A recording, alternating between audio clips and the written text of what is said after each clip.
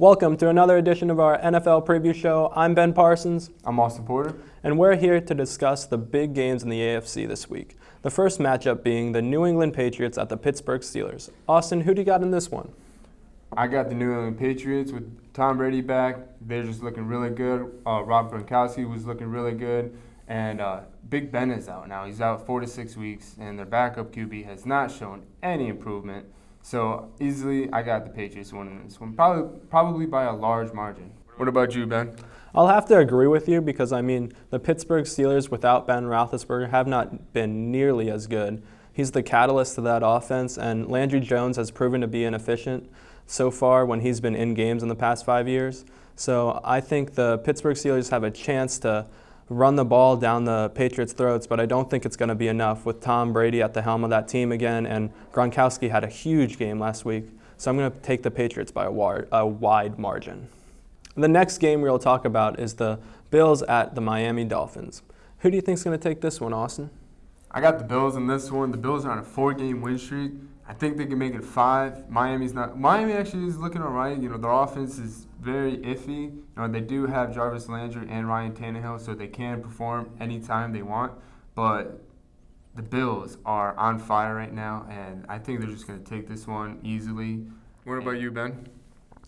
I'm going to have to take the Bills as well in this one because the Miami defense just hasn't been as up to par as we thought they'd be. At the beginning of the year, we thought Miami's strength was going to be their defense. However, they've let up a decent amount of points to a multitude of teams so far this year. And I think Tyrod Taylor and LaShawn McCoy are just going to be too much for that Miami defense, so I'm going to take the Bills by a wide margin.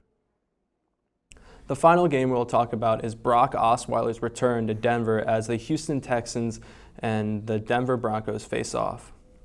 Who do you think is going to win this one? This one's a tough one. They're both 4-2, and they're both looking really well. But I'm going to have to go with the better defensive team, and that's Denver. And that's only because J.J. Watt is out for Houston. So either offenses they both produce, but it's going to be a defensive game for sure. And Denver has a better defense, as they've showed all season and last season. So I'm going to go with Denver. What about you? This is the game of the week, and it's going to be a really tough, close-fought game because both defenses are phenomenal. They both have a great rushing attack, and their secondaries have been top-notch so far. Although I'm going to have to go with the Houston Texans because I think Lamar Miller and DeAndre Hopkins are going to just be too much for that Denver defense to handle this week, and I think Brock Osweiler is going to take this one. Now it's time to send it over to NFC with Joe and DeAngelo. But first, I just want to say, Ben, nice shirt. We did not collaborate, so we did not know we were both wearing the same color blue. But I'm Austin. This is Ben. Let's send it over to NFC. Thank you, Austin. Now we're going to kick things off and talk about the key matchups in the NFC. First, talking about the Los Angeles Rams against the New York Giants. Now, the Giants are coming off an impressive win against the Baltimore Ravens. Odell Beckham Jr. had a career day, 8 receptions, 222 yards. Who do you have for this game, Joe? I think this could be one of the better games of the week. Mm-hmm. It's different because it's in London, across the pond, as they say. The Giants came off a really big win against the Baltimore Ravens. Odell Beckham had a fantastic day. Eli Manning, as always, he's very, very, very consistent. And the Giants, every few years, they seem to get on a roll like this. Like you don't expect them to do much, and they have games like that. And on the other side, the Rams, they had a hot start, but now they've kind of slowed off with 2 straight losses. But I think the Giants with Odell Beckham is going to be the difference in this game. Now, if you look at the similarities of both of these teams, obviously the New York Giants, they've had seasons where they've been inconsistent and they just kind of pick up the flow and just have that consistency. And you look at the Rams this year, obviously they moved to LA, but they had an up and down season, but they still look as good as they were the first couple of weeks of the season. So I'm still going to go with the New York Giants. Like I said, Odell Beckham had a career last game against the Baltimore Ravens, and I don't see any types of signs of slowing him down, especially after all the controversy he's been going through all season. So I'm going to go with the New York Giants. So next we have the Philadelphia Eagles at the Minnesota Vikings. So what do you have for this game? Well, first off, we have two impressive teams that's coming in the NFL season. Carson Wentz, obviously the rookie sensation from North Dakota State. You look at the Minnesota Vikings, who lost two of their stars in the early beginning of the season. They're still undefeated, reliably on their defense. Now, I'm going to have to go with the Minnesota Vikings because they're on a roll. They're still the remaining undefeated team in the NFL. This defense is just too powerful. They have the best defense in the NFL, and I don't think Carson Wentz is ready for this type of defense, especially their secondary led by Harrison Smith.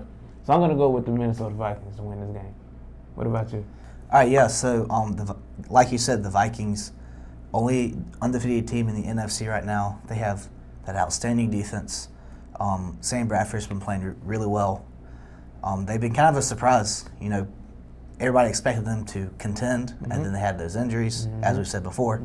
And now, you know, they're on the roll, and they're at their brand new stadium, which is going to really give them an advantage. And on the other side, the Eagles have their sensational rookie quarterback, and they've also been a surprise team too, and just kind of come out of nowhere after having a kind of mediocre season. But I really like what Carson Wentz has done, and I think this is a really close game. I think it goes to overtime, but the Vikings pull it out.